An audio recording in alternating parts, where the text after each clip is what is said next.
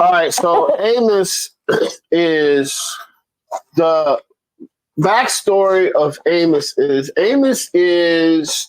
he's a shepherd, believes in God, mind his business. But the problem is Israel King Joram is wild. He's greedy. He's doing opposite of whatever God is saying. Mm-hmm.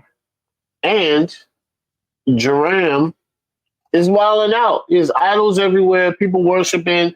He's selling people as slaves. Yes, this happened constantly in the Bible. Guys, God doesn't like it. Like it's evil, right? Selling another human is evil. And when it's talked about in Exodus, it's talking about somebody owing a debt, not capturing people and enslaving them. Context is everything, guys. Context, right?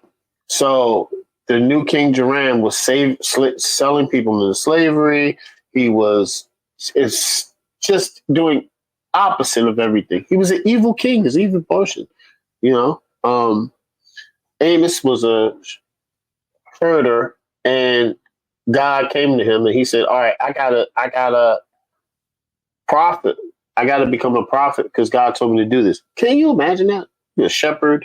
God's like, hey, I need you to do this now. And he did it. So the first 2 chapters, Amos is talking about God.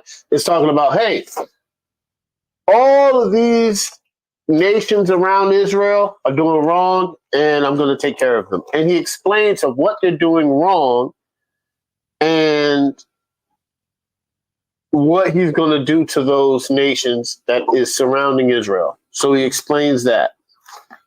Then he talked about the sins of Moab, Damascus. I'm sorry. No, it's okay. Gaza, Tyre, Edom. Edom. It's okay. We don't pronounce none of this stuff. Judah. You said Damascus, I think. Ammonites. Yeah. Moab, right? So these are all the nations that are surrounding Israel. And then he says the enemy will rise. Now God's telling him about all the punishments, everything, all the punishments. And lastly, God says Israel. And he reminds Israel of the punishment because they sell the righteous and innocent for silver and the needy for a price of sandals. See that? That's Amos 2:6. Yeah, they're selling people like, anyway, I mean, it's evil. So then God gets to Israel. And then God reminds Israel, it's like, you selling people into slavery, y'all used to be slaves now? I know. Okay, we're going to have to come back to that. When I didn't save you, you didn't have bread in the wilderness? And you was in the wilderness for 40 years, and I kept you as a people, and I brought you. And now you're wilding out?